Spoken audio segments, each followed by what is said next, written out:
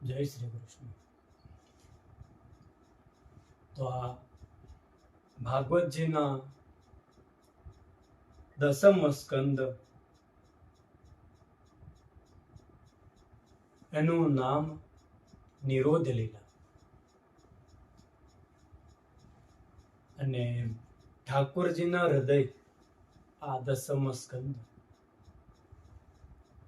પરીક્ષિત રાજા સુખદેવજીને પ્રશ્ન કરે, કથિતો વંશ વિસ્તારો ભવતા સોમસૂર્યયોઃ રાજ્ઞાં ચોભયવંશ્યાનાં ચરિતં પરમાદ્ભુતં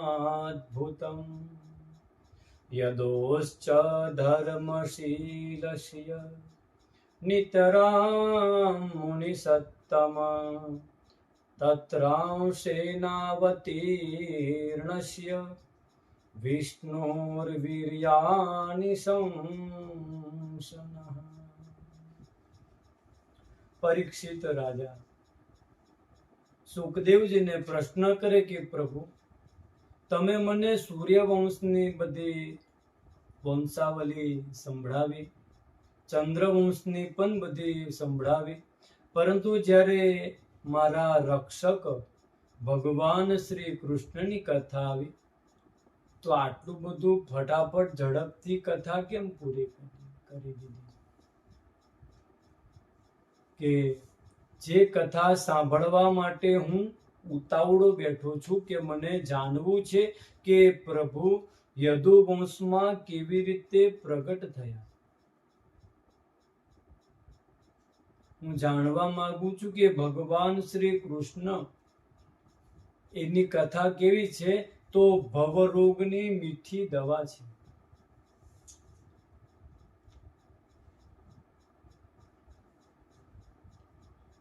ભવરોગની મીઠી દવા છે. ઘણા પ્રકારની દવાઓ હોય છે. એલોપેથીનું કોઈ ઠેકાણ નહીં, બીજો પણ રોગ લગાડી દે. આયુર્વેદિક દવા સારી પણ મોડું કડવું કરે. પણ એલોપેથી દવા એવી છે કે બબે ગોળીઓ ચૂસતા જાઓ, મોઢું પણ મીઠું થઈ જાય અને રોગ પણ મૂળમાંથી મટી જાય. એવી જ રીતને કૃષ્ણ કથા પણ ઔષધિ છે. એ ભવરોગની મીઠી દવા છે. યોગ અભ્યાસમાં થોડી ગડબડ થઈ જાય તો પણ સારું છે. જ્ઞાનમાં જ્ઞાનના અભિમાનની બીક છે. પરંતુ ભક્તિ રસ એવો મીઠો છે કે જે જાણે કે હોમિયોપેથિક દવા. ભગવાનના ચરણ કમળના ધ્યાન કરતા જાઓ, એમની લીલાઓના દર્શન કરતા જાઓ, અને જન્મ મરણની બીમારીથી, ભવરોગની બીમારીથી મૂળથી એ તમે દૂર કરતા જાઓ. નિવૃત્ત તરસૈર રૂપગીયમાનાત ભવૌષધાચ્છ્રોત્ર મનોભિરામાત ક ઉત્તમો શ્લોક ગુણાનુવાદાત પુમાન વિરજ્યેત વિનાપશુગ્નાત. આ દવા જેવી તેવી બનાવેલી નથી. નિવૃત્ત તરસૈર સુખદેવજી જેવા પરમહંસે બનાવેલી છે.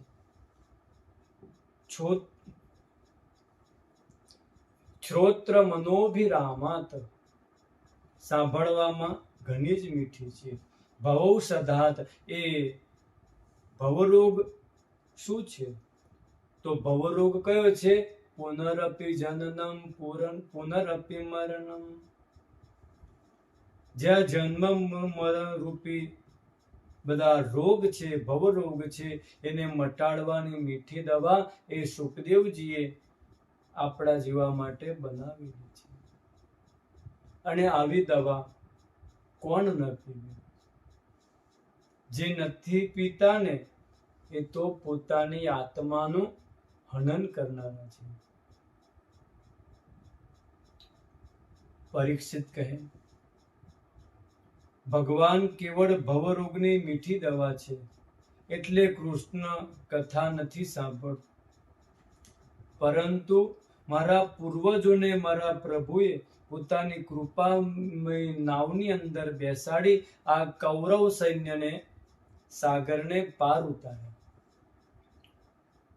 કૌરવોનું સૈન્ય સાગર એ સામાન્ય ન હતું. એ કોઈ નાનું તળાવ કે કૂવો ન હતું. એ વિશાળ સમુદ્ર હતો. કૌરવની સેના, જેની અંદર પિતામહ ભીષ્મ, દ્રોણાચાર્ય જેવા, તિમિંગલ જેવા મોટા મગરમચ્છ ફરી રહ્યા હતા. જે મોટા મોટા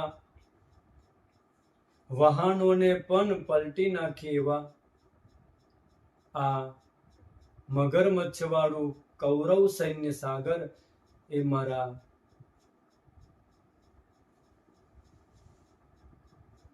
પોતાના કૃપાથી મારા ભગવાને નાવની અંદર બેસાડી અને પાર ઉતાર્યા. જેમ વાછરડાના પગના ખાડાને પાર કરી જાય એમ. પિતામહા મે સમરે મરંજયૈ દેવવ્રતાદ્યા તીર્થૈસ્તિમિંગલૈ દુરંત્યયં કૌરવ સૈન્ય સાગરમ કૃત્વા તરન્વત્સપદં સયત્લવાહ. સુખદેવજી બોલ્યા, આ તો તારા દાદાનો સંબંધ બતાવે, તારો સંબંધ શું છે? ત્યારે પરીક્ષિત કહે, એમની કૃપાથી જ હું આજે તમારી સામે બેઠેલો છું. નહીં તો હું પણ જન્મ લેતા પહેલા જ મરવાનો હતો. દ્રોણાચાર્ય પુત્ર અશ્વત્થામાએ બ્રહ્માસ્ત્રનો પ્રયોગ કર્યો. ગર્ભમાં જ મને તો નષ્ટ કર્યો, પરંતુ મારા પ્રભુ એ સુદર્શન ચક્ર લઈને દોડીને આવ્યા અને મારા માના ગર્ભની અંદર એ બ્રહ્માસ્ત્રને એમને આવી અને શાંત કર્યું.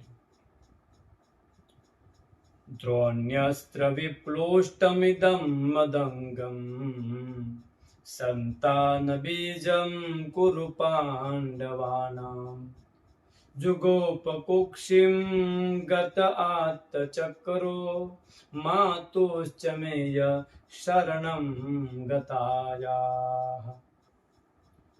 પ્રથમ સ્કંદની અંદર જ્યારે આ ચર્ચા ચાલી ત્યારે સુખદેવજી કહે છે કે ભગવાન ગદા લઈ અને આ બ્રહ્માસ્ત્રનો નાશ કર્યો હતો અને ગર્ભનું રક્ષણ કર્યું હતું પરીક્ષિત. અને અત્યારે પરીક્ષિત શું કહે છે કે સુદર્શન ચક્રથી મારું રક્ષણ કર્યું હતું અને બ્રહ્માસ્ત્રનો નાશ કર્યો. તો સાચું શું? ગદા લઈને ગયેલા કે સુદર્શન ચક્ર? તો આપણા પંડિતો સમાધાન આપે કે ભગવાન તો ગદા લઈને જ ગયા હતા, પરંતુ ભગવાને પોતાની ગદાને એવી તીવ્ર ગતિથી ફેરવી હતી કે પરીક્ષિતને લાગ્યું કે સુદર્શન ચક્ર જ ફરે છે. એટલે કહે છે આ શ્લોકમાં કે ગત આત્ત ચક્રો. પરીક્ષિત કહે, ભગવાન તો મારા જીવનદાતા છે. મને ઘણી જિજ્ઞાસા છે કે ભગવાને પોતાના મામાને કેમ માર્યા. હું એ પણ જાણવા માંગુ છું કે બલરામ એ દેવકી માના 7મો પુત્ર હતા અને રોહિણીના પણ દીકરા હતા. તો એક જ બલરામ એ દેવકી અને રોહિણી બે માતાના દીકરા કેવી રીતે થયા? જુઓ મહારાજ, તમે મારી ભૂખ તરસની ચિંતા ન કરતા. 4 દિવસ પૂરા થયા પણ મને ખબર નથી કે કેટલો સમય થયો. કેમ કે તમારા મુખથી જે ભગવાનના ચરિત્રો પ્રવાહિત થઈ રહ્યા છે, આ ચરિત્રો રૂપી અમૃતનું પાન કરી મને ભૂખ અને તરસની ખબર પડતી જ નથી. નૈષાતિ દુસ્સહા ક્ષુન્મામ ત્યક્તોદમ અપિ બાધતે પિબંતમ ત્વમ મુખાંભોજ યચ્યુતમ હરિ કથામૃતમ. તો